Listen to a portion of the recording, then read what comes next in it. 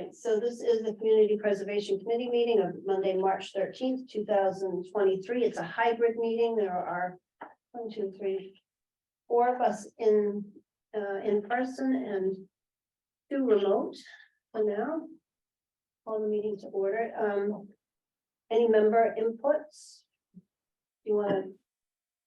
We should put in that you went to the Council on Aging this afternoon. I spoke to the Council on Aging this afternoon. I explained the tax increase that we're trying to perpetuate on the good citizen.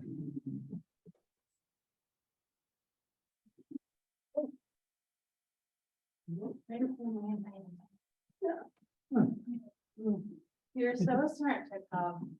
You never have me on. No. Are you Aaron? I'm Aaron. Yeah. The Conservation Trust. Oh, yes, Mitt Wanzer, and I'm Carolyn. We had Carolyn, emailed, so. Yeah, he didn't, if you responded, I didn't get it.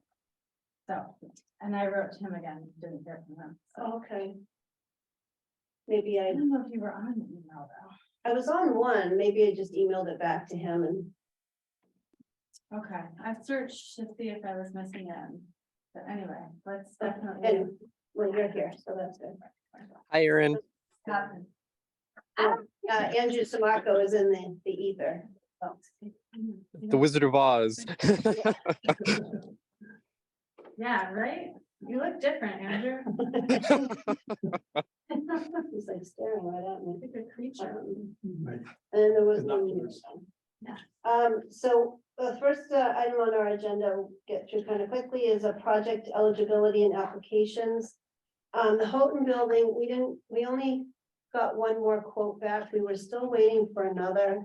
We're not really prepared to submit an application, unfortunately, so we may have to bridge the gap and then come back in the fall.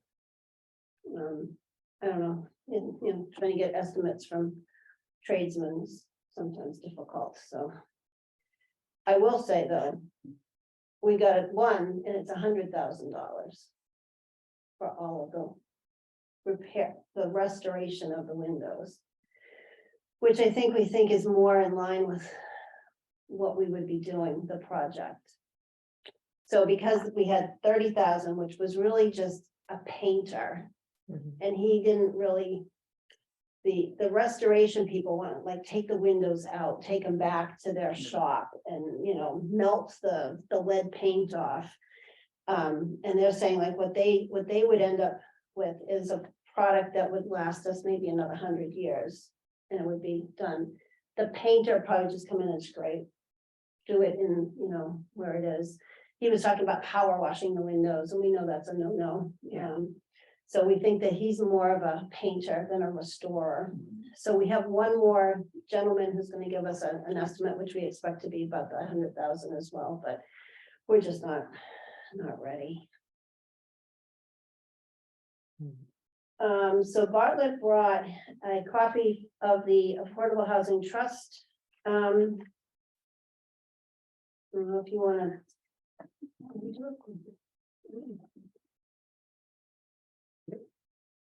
And we only have paper copies, so Linda and Andrew will email them to you, but it's this. I don't know if you want to kind of go over it. Okay, yeah, just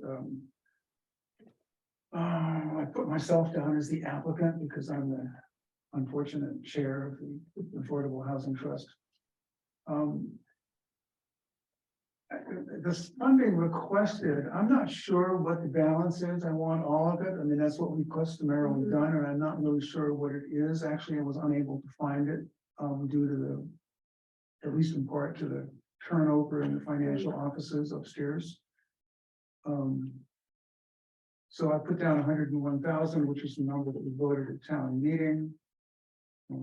But I don't know what really is in the bucket, and people upstairs deny all knowledge of any buckets. So there's a page of answers to the questions, which is pretty much the same as it was last year. identifies the housing trust and being sponsored by the select board and stuff like that. And there's a little bit of glacial progress. Last year, we talked about in this about the Tehadawon Road project, the Mary Brown property, and also the Durkee Farm, 5 acres, and we're microscopically closer to something happening on those. There is a new septic system at the Durkee farmhouse. It's only 3 bedrooms, so we have to decide how we're gonna make that huge house into a 3-bedroom residence. And we're also still talking about the barn, which I'm gonna try to convince, what's his name, Mr. Guthrie? Yeah. Convince him to split the property, or we'll split it after he gives it to us. So that the barn can be on a separate property and have its own septic system. But you know, everything depends on requests for proposals and requests for information, which have to be written by town council and the select board, and they're not cooperating very much. So progress is very slow. We are negotiating with Habitat on the Mary Brown property. There has been, I believe, a perk test, but I don't know what the results are on it, on that site. So we don't know what we're going to actually put there. And we don't actually own that property yet. The selectmen haven't transferred it to us. I don't know what that process really involves, but they haven't done it. So that's really the extent of it. The housing trust during the years, there's another document that I have, a kind of a report, which I'll hand out. The gist of it is that we continued doing rental support programs. Both of them are still on the books, but one of them hasn't been used for a while because there aren't any applicants that are where their employment has been impacted by COVID. So those people have been in the program, and some of them have gone on to the longer term program, and some of them just gone back to work. Do you assign a certain dollar amount to each program, or is it just? We budgeted amount. I think we put 50,000 in one and 60,000 in the other, and the expenditures is 0 in the COVID project, and it was $25,000 in the rental program. So, I mean, that's still in use. There's a lot of people doing it. There's probably about 15 people still doing that. And it seems to be working pretty well. You know, we approve the clients, and all the human services does the rest.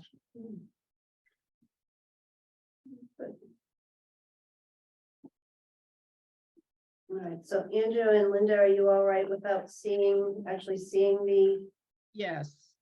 Yep. looking it over? I think like Bartlett says, it's pretty much what they've done every year, so. Is that different from what you have? Yeah, this is kind of an annual report document, which talks more about what we've done, but pretty much says what I just said. You wanna-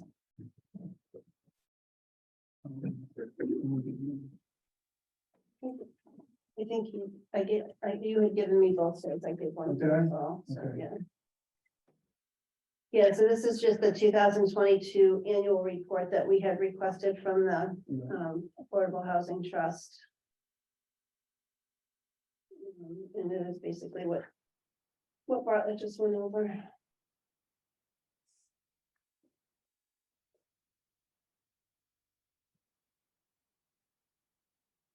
I'd like to say that there is one thing that I don't know if CPC could fund it, or if we would want it funded in this way, but the very bottom of this page, it says One additional goal for 2023 is to hire a consultant to work with the board to develop a 5-year action plan and to set priorities to guide the board. So we haven't, Maureen has not been able to move forward on that because there isn't any staff available to help with that particular piece of it. So is that something that CPC dollars could be used for? I bet it might. We should look into that. Well, that would be fine with me. I mean, I think I was figuring that we'd use housing money for it because it's a housing consultant. We do other housing consultants that benefit the town, so doesn't make any difference to me. It's all coming out of the Well, same. that's true, it's your pot anyways. If we're giving you all the money, we don't have any, unless we took it from If you took it administrative. administration or something like that, but, Mm. and I don't know if that would, taking it out of that bucket would speed up the process upstairs at all, or, wherever those decisions get made. Yeah. And that the forms get sent out, Mhm.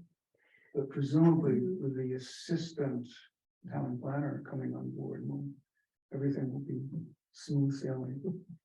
That would be good. That'll also, that would need a article or. Well, that's what I'm wondering, but I think we found this out, I can't remember what the answer was with the administrative funds, does that have to be a project application, or can that just be can we use that at our discretion? I think, and I can't remember. I think administrative has to be used for CPC to support the CPC itself, I think. Yes, that's true. So that would be like our dues or something to, Yeah, or if we wanted a consultant to look into something. Yeah, Linda, I think you're right. Hi, Brian. Sorry for being late. That's okay. But the money that you get, you could use. Yeah. You should be able to just take a portion out of that. right? No, I mean, our attitude is that anything that's related to housing, I mean, whether it's consultants or it's septic systems or engineering reports, doesn't have to be construction. There's a lot of money that goes into housing. It's not construction.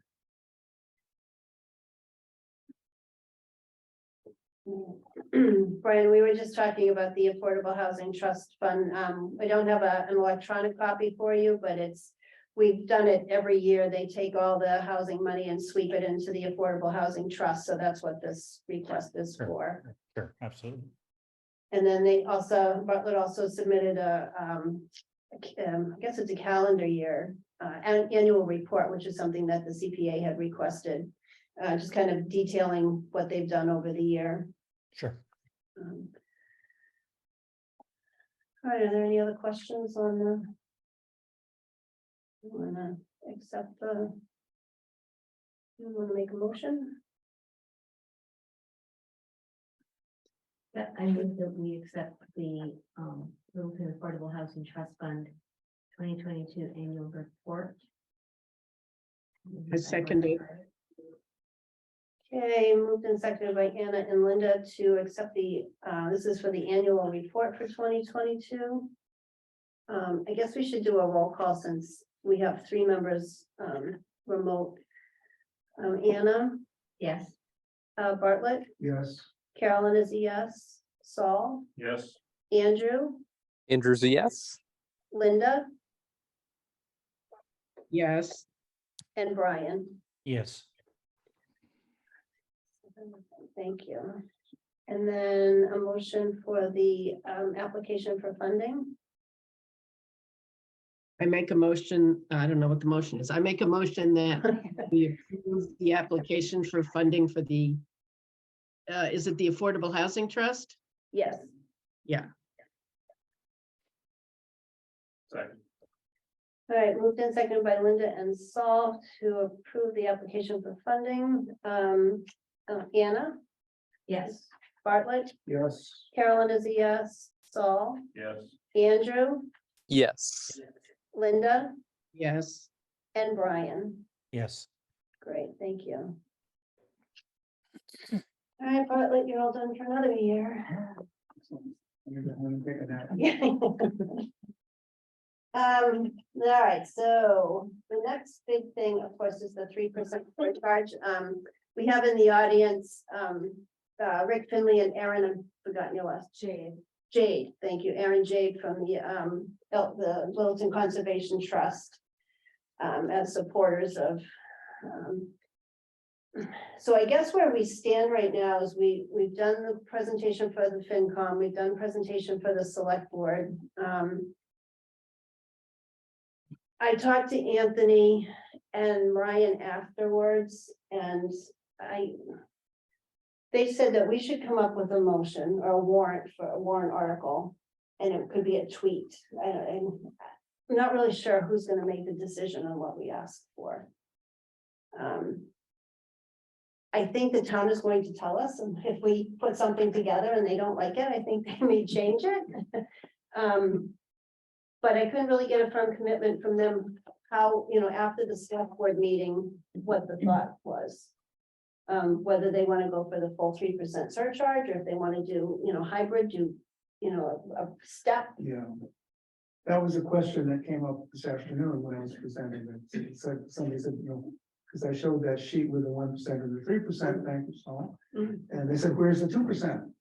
And I said, well, A, it wouldn't fit on the page, and B, we figured we could do the mental arithmetic to, find what 2 times 65 was instead of 3 times, but so. But I said that, the 3% had advantages for us and the town because it maximizes the match. But that we were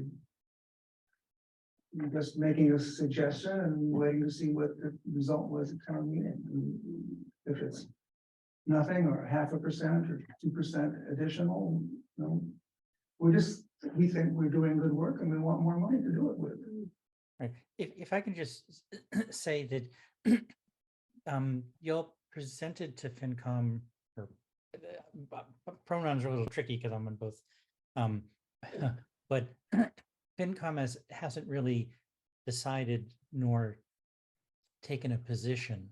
And on a thing like this, if FinCom didn't support it, my experience in 30 years of town is that on money matters, if FinCom opposes something, it doesn't get passed. Right. And I will say personally, I'm not convinced. So just. You're not convinced at 3%, or you're not convinced to move it at all? Right now, I'm not convinced with it at all. And why is that?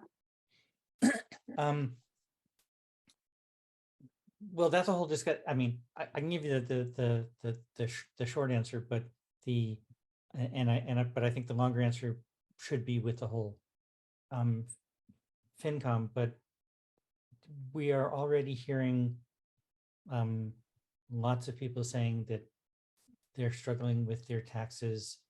We know that we have some really large items coming down the pike. I mean, no one has said this officially, but they have talked about it, that, the high school roof, there's Shaker Lane, there's a number of projects that no one wants to say the O word, but there are a number of projects coming down the pike that we can't possibly do inside the levy.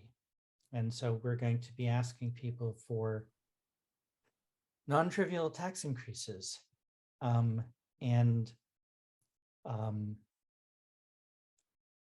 hard pressed to see it being right for the town to do this, which is, it is a tax increase. Granted, there's the match and all, but it's just, I'm not convinced. And so I think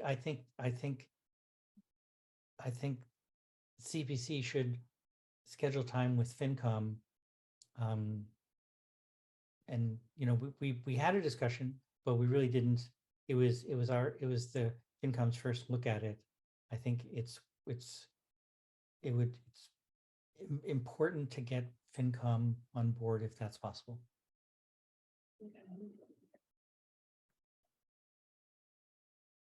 When is your next meeting, Brian? Or your next few meetings? Well, we're meeting tomorrow but we're probably gonna get snowed out. Um, But that's a joint meeting with select board. I mean, part of the thing is because of the weather and because of the budget, FinCom, we haven't had a meeting just to ourselves actually in a while. And so our next meeting is, I don't, if we don't have tomorrow, well, we kind of have to have tomorrow because there's matters that we have to finalize, but, you know, I would say that, I mean, you know, if the committee agrees that you want to be on FinCom's next agenda, I can talk to Tyler and put that request into for the next meeting. It's just, you know, I think it's a prudent step because Would there be value in a smaller group, not the quorum of both committees getting together and sort of discussing some possibilities and sort of fleshing out some of the direction before trying to do the full two boards again? I think that's very often a good idea. It lets us meet without running afoul of open meeting. So yeah, I think that would be, yeah, yes. And just for the time, just for timeliness, because, you know, town meeting warrants is coming up. I think for this to go through, it would also have to be on the town, part of the town election. Yes, So I guess then the other question would be because you're right, I think you're right about that. If we waited for fall town meeting and the spring election, does that still get us to fiscal year 25? Is that what we're talking about? yes. And I mean, given where we're at now, it doesn't seem like we have enough time to have those discussions. If we're talking fiscal year 25 either way, and we can still do it with fall town meeting and the spring election cycle, then it seems like it's better to take that time. I mean, you know, writing warrant is the easy part. Right, That's a template and we plug in the name and numbers and it's pretty much done. But I think the discussion and the planning and how, you know, what we would do with it, I think needs more work before, you know, if we're talking about a warrant in a couple of weeks. Right. It's really tight. I mean, we're trying to, you know, tomorrow finish, you know, the budget. Because you know, the next town meeting is upon us, if, you know, as you backtrack before we know it. So I have a couple of comments I wanted to make, because I hear what you're saying in terms of timing. Before we kind of move in that direction, I just wanted to ask a couple of questions. So let's say, for example, if we were talking about wanting the 3% and hearing some of the pushback. In terms of the population of Littleton, I think it would be helpful to understand, well, what percent of our residents would qualify for those exemptions? Because if it's a very large percentage, then that means that the amount would likely increase for the remainder of the residents, right? So that's one thing I wanted to mention is how do we get that data? And I'm happy to go digging for it as well, but I just don't even know who to start with on that. I don't think the amount would increase. It would just reduce the revenue. Okay, so it wouldn't then, It's not because yeah, you're right. right, it's not like the tax bill where they set the number and then divide it out. Yeah. It's just an You're right. add-on. So just finding out then what that number is that it would be reduced by. Right, and the income limits are generous. Yeah, Did I send that to you guys? I just got them the other night, like for 60 and older, the one person household income limit is $98,140. Under 60, the income limit for one person is $78,512. That's almost at 100%, that's not state median income. Okay. Yeah, so I'm gonna say a good majority of people might Exempt out exempt out. or be or eligible. eligible. Well, Um, it's interesting because I mean, I don't have a book here with me, but the household incomes in Littleton are higher than you know, than we think. I mean, there's, Well, that is true. I was thinking that the people who would need the exemption Right, would probably qualify. I guess maybe that's the, sure. Fair enough. the, by income and then by age. Yeah. right. Who would I talk to about something like that, you think? I don't know if the assessor's office, I mean, or the tax collector. If you apply for an exemption, that's who you're supposed to send the form to. Okay, I was gonna contact her and find out, because someone at the select board meeting asked how many people apply. not many. I'm gonna guess, I don't think many people know that there is an exemption. okay, well, that's. I didn't really know Yeah. until today. So Yeah, I don't know why you said it. And my second question around this whole notion of a 3%. So I read in Stuart Gainer's newsletter that Harvard is looking to increase from 1.1 to 3%. So I was hoping that our colleague, Mr. Samarco, could expand on how that's going in Harvard and what the perception is there. Certainly. So that actually just passed at the special town meeting held a couple of weeks ago in Harvard. There was quite a bit of debate on the floor about it, but ultimately it did pass with a majority. And then that's going to a ballot sometime in the future. Yes. So what were some of the, whether some different approaches for the benefits of increasing it that we haven't thought of or talked about? I think we've really covered everything that was mentioned at that meeting. A lot of people touted CPC as a great source of revenue for open space purchases, recreational needs, because most towns have a very high need for recreational opportunities. And so CPC is a great funding source that I think a lot of people identify for that.